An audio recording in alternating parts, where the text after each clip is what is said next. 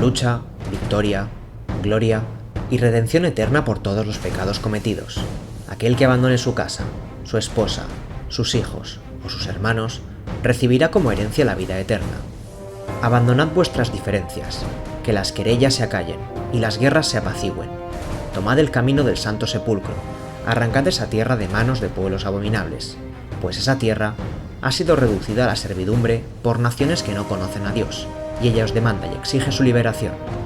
Tomad aquella ruta para remisión de vuestros pecados, y partid seguros de la gloria imperecedera que os espera en el reino de los cielos.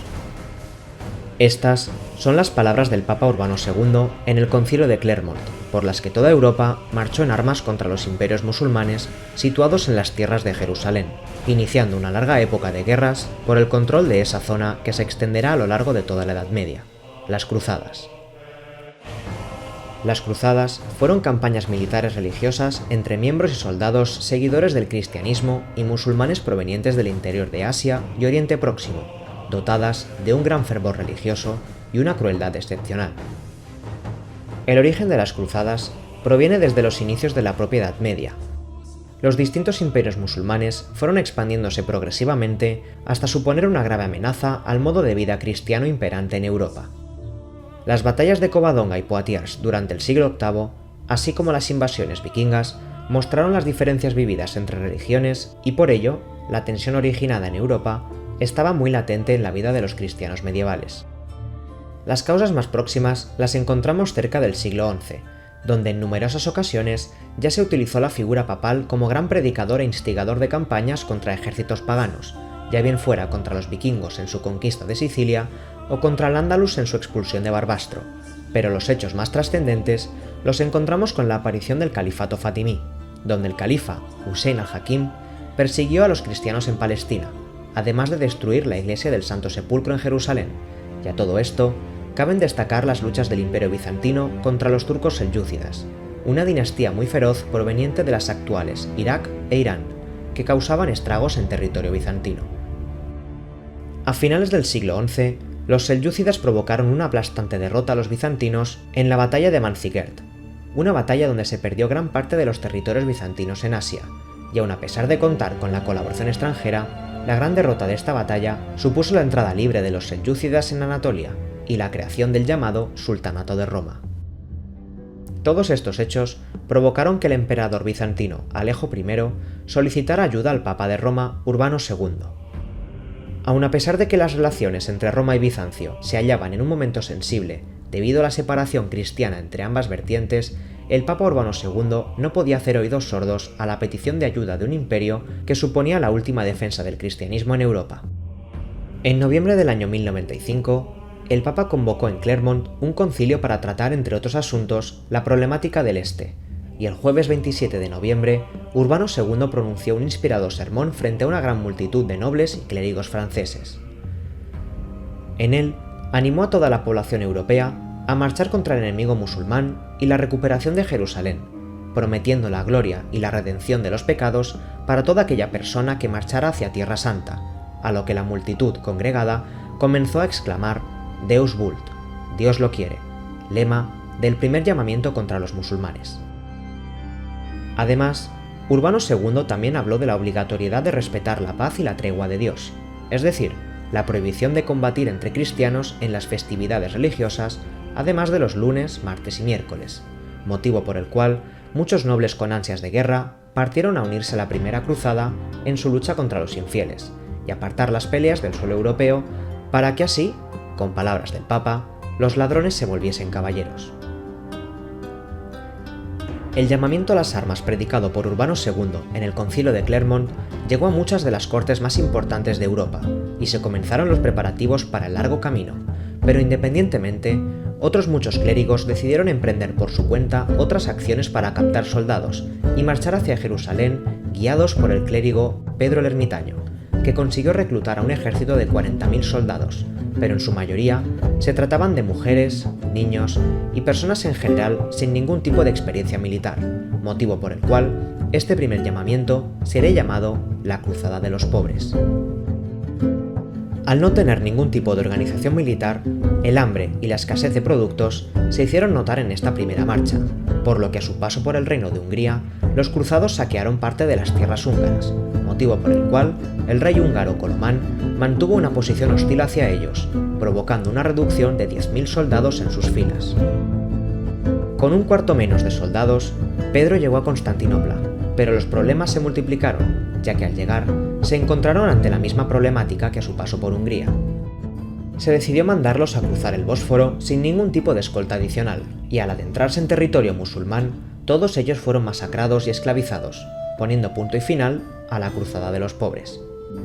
Aun a pesar de haber terminado en fracaso, esta cruzada solo fue el punto de inicio de la llamada Primera Cruzada, donde una vez conocido el mensaje del Papa, diversos señores comenzaron a hacer sus preparativos para marchar hacia Tierra Santa, dando a conocer a la Primera Cruzada como la Cruzada de los Varones, y estaba organizada por nobles de diversas regiones que marcharon progresivamente hacia Constantinopla.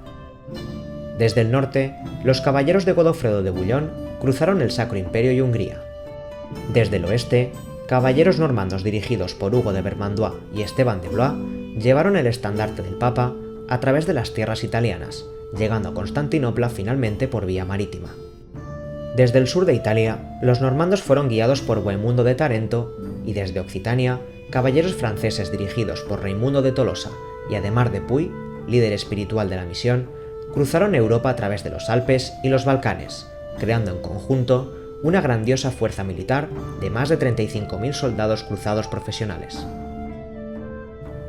A su llegada a Constantinopla, Alejo I les obligó a jurar que entregarían las nuevas tierras conquistadas al Imperio bizantino, cosa que muchos aceptaron con tal de recibir comida y agua.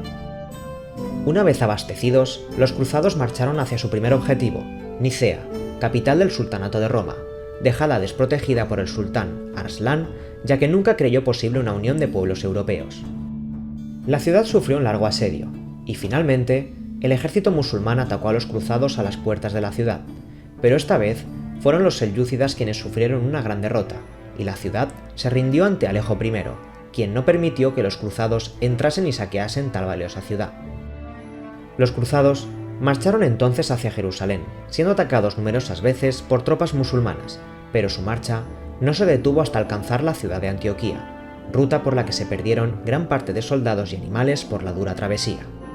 El 20 de octubre del año 1097, los cruzados comenzaron un largo asedio que duraría hasta 8 meses, donde además del hambre y la escasez de recursos, se enfrentaron a múltiples escaramuzas musulmanas, además de intentar en numerosas ocasiones tomar la ciudad sin éxito.